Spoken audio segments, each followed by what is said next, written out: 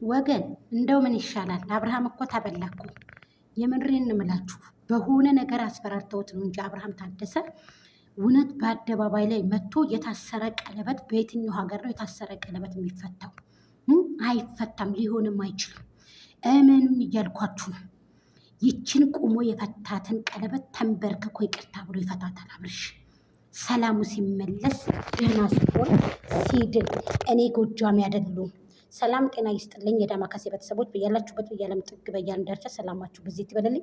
ላይክ፣ ሼር፣ ኮሜንት ሰብስክራይብ ማድረጋችሁን እነሆ እንዳትረሱ።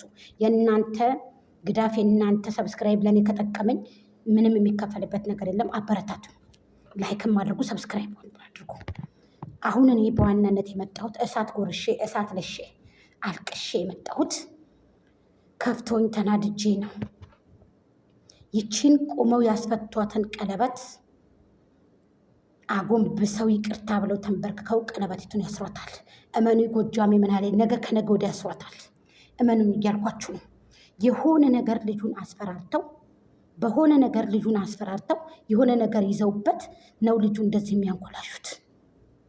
ንገራችሁ ከቤት በሆነ ነገር አስፈራርተው ይህን ነገር ካላደረግ፣ ይህን ነገር እንደዚህ ካላደረግ፣ ይህን ነገር ካላመጣህ፣ ይህን ነገር እንደዚህ ካላደረግ ወዮልህ እያሉ ልጁን እያስፈራሩ እዚህ ደረጃ ናቸው እነዚህ ልጆች። ኤፍሬምና ደመቁ ደመቁ እናንተ ሩታ ብላችሁ የምጠሯት እኔ ደመቁ ብዬ የምጠራት ሴት አያችሁ። ይሄ ነገር ምን ማለት ነው? የሆነ ነገር አብርሃምን ይዘውበታል።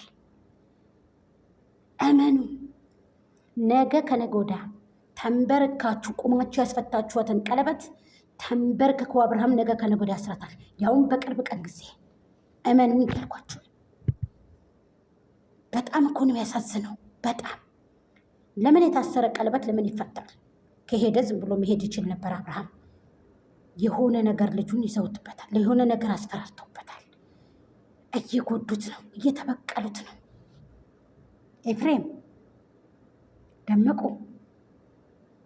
የእናት አባቱን ልጅ እየተበቀለ ጉደኛ የጉድ ሀገር ገንፎ እያደረ ይፋጃል አለ ያገሬ ሰው።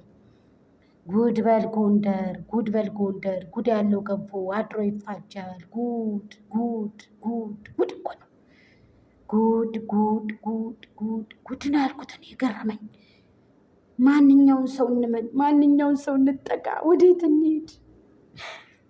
ወዴት እንሂድ? ማንኛውን ሰው እንጠጋ? ጋይስ ማንን እንመን? ባሎቻችን ሚስቲቱን ነው ባልየውን ነው የምናምነው? እኔ ወንድ ልሁን ብላ እኮ የአግማማ ሴት እኮ ናት ይች ልጅ። እኔ አባወራ ልሁን፣ በቃ እኔ አባወራ ልሁን፣ እኔ ቁሜ ልሽና አለች እኮ ደመቁ። በቃ ይሄ ነው ኬዙ። እኔ ቁሜ ልሽና ላይ ደመቁ፣ እኔ አባወራ ልሁን አለች። አንተ ተቀመጥ፣ አንተ የሴቱንን ያለ አባወራ ልሁን ቤት ውስጥ አለች ደመቁ።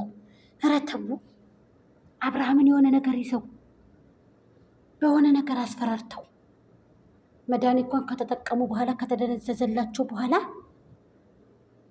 የሆነ ነገር እናደርገዋለን ብለው ልጁን ተዘባበቱበት። እሻለ ሂዶ የፈለገውን የፈቀደውን አድርጎ መጣ አብርሃም። ይሄ ልጅ ገለህና ቢባል ነገጧት ሂዶ ገድሎ ይመጣል። ልንገራችሁ ለምን እያስፈራሩት። ታው ብላችሁ ፍትህ ለአብርሃም ታደሰ ጠይቁለት። ፍትህ ለአብርሃም ፍትህ ለአብርሽ በሉት።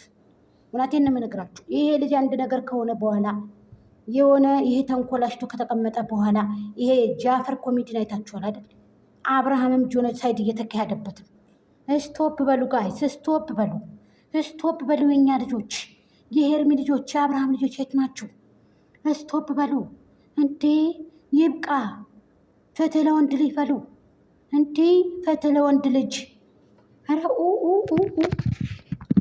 ፍትህ ለወንድ ልጅ በሉ ወገኖች፣ ወገን ፍትህ ለወንድ። ይቺ ሰው ሳያየት የምትመለስ አይደለችም። ልጅ አጊታ ልታደርገው ነው።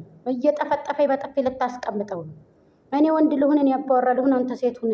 ከኩሽና ገብተህ ምግብ ሰርተህ አብለኝ የምትል ሴትዮ ይሄንን ልጅ ተጥቅም ውጭ ልታደርገው ነው። ስለዚህ ፍትህ ጠይቁለት ለልጁ። የህዝብ ልጅ ነው አብርሃም። ዝም አትበሉ፣ ዝምታን አትብረጡ። ጮሁለት፣ ድምፅ ነው። ድምፅ ሆነን የሆነ መፍትሄ እናምጣለት ለልጁ። ብሌስ እባካችሁ ሁላችሁን እንደለመናችሁ፣ እውነቴን ነው የምነግራችሁ። ይህንን ቀለበት ቆማችሁ የምታስፈቱ ሰዎች በጣም ታሳዝናላችሁ። በጣም ነው የጋዘንኩት።